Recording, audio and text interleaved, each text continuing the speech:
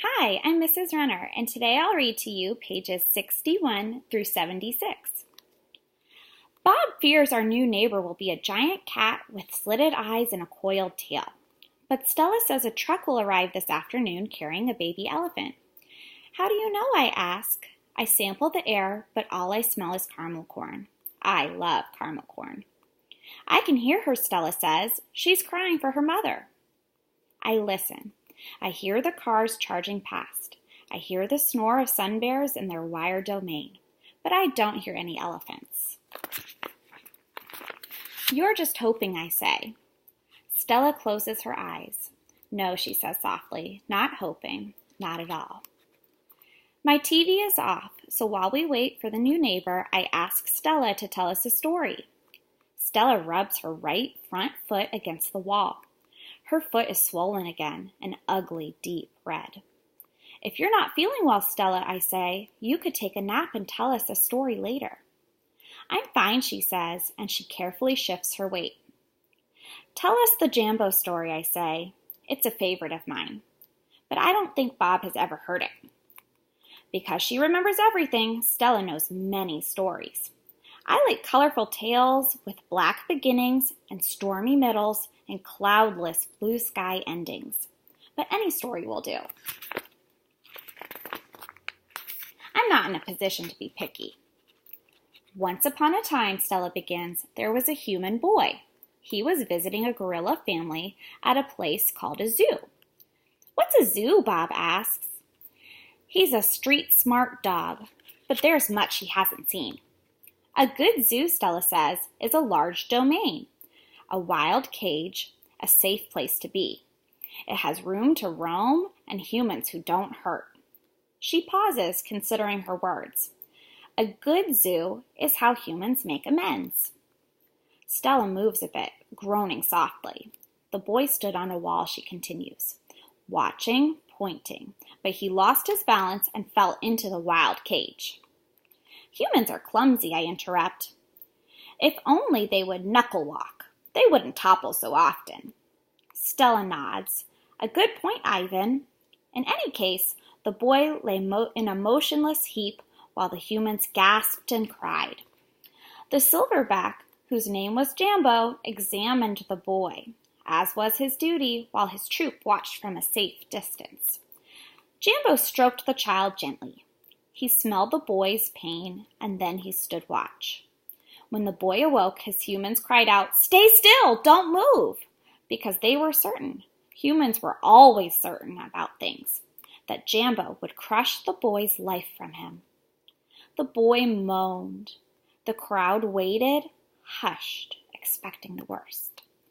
Jambo led his troop away. Men came down on ropes and whisked the child to waiting arms. Was the boy all right? Bob asks.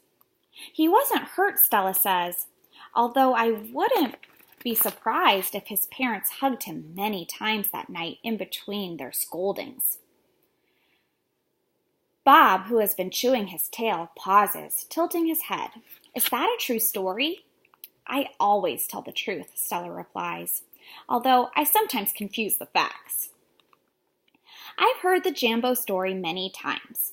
Stella says that humans found it odd that the huge silverback didn't kill the boy. Why, I wonder, was that so surprising? The boy was young, scared, alone. He was, after all, just another great ape. Bob nudges me with his cold nose. Ivan, he says, why aren't you and Stella in a zoo? I look at Stella. She looks at me. She smiles sadly with her eyes, just a little, the way only elephants can do. Just lucky, I guess, she says. The new neighbor arrives after the 4:00 show. When the truck comes lumbering toward the parking lot, Bob scampers over to inform us. Bob always knows what's happening. He's a useful friend to have, especially when you can't leave your domain. With a groan, Mac lifts the sliding metal door near the food court, the place where deliveries are made. A big white truck is backing up to the door, belching smoke. When the driver opens the truck, I know that Stella is right. A baby elephant is inside. I see her trunk poking out from the blackness. I'm glad for Stella, but when I glance at her, I see she is not glad at all. Stand back, everyone, Mac yells. We've got a new arrival. This is Ruby, folks. 600 pounds of fun to save our sorry butts. This gal is going to sell us some tickets. Mac and two men climb into the black cave of the truck. We hear a noise, a scuffling, a word Mac uses when he's angry. Ruby makes a noise too, like one of the little trumpets they sell at the gift store. Move, Mac says, but still there is no Ruby. Move, he says again, we haven't got all day. Inside her domain, Stella paces as much as she's able. 2 steps one way, 2 steps the other. She slaps her trunk against rusty metal bars. She grumbles. Stella, I ask, did you hear the baby? Stella mutters something under her breath, a word she uses when she's angry. Relax, Stella, I say. It will be okay. Ivan, Stella says, it will never, ever be okay, and I know enough to stop talking. The men are still yelling.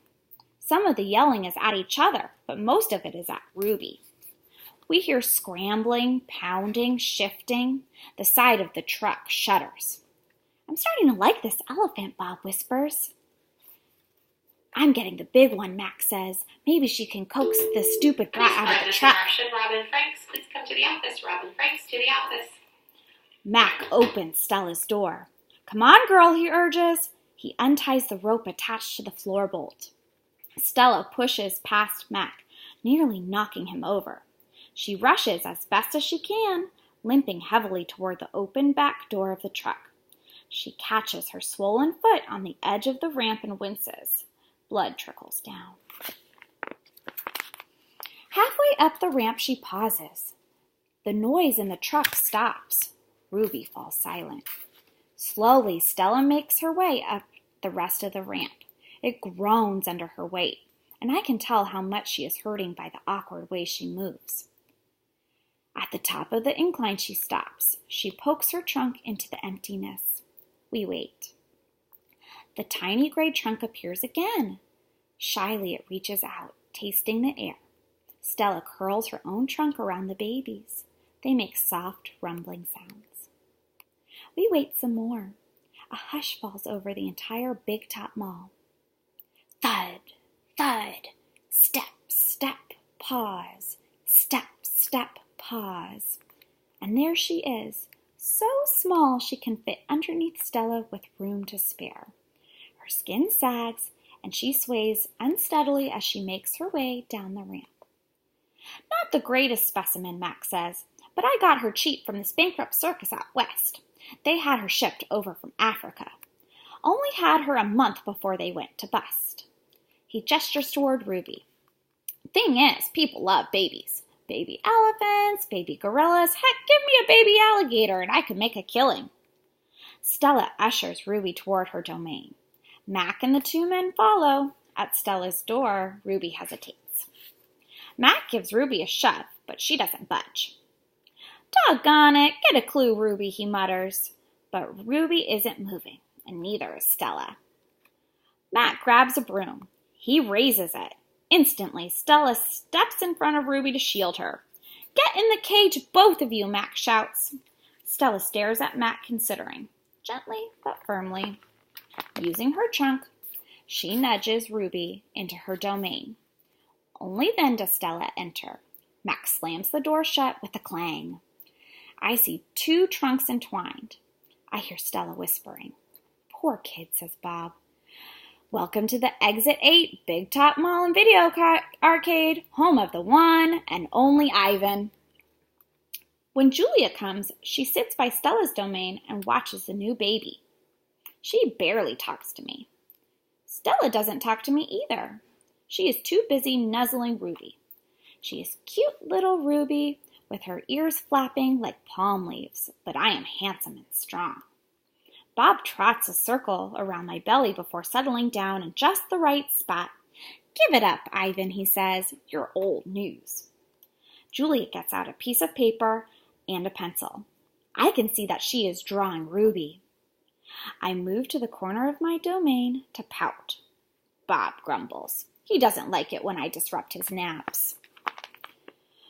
"Homework," Julia father scolds. Julia sighs and puts her drawings aside. I grunt, and Julia glances in my direction. "Poor old Ivan," she says. "I've been ignoring you, haven't I?" I grunt again, a dignified, indifferent grunt. Julia thinks for a moment, then smiles. She walks over to my domain, to the spot in the corner where the glass is broken. She slides papers through. She rolls a pencil across my cement floor.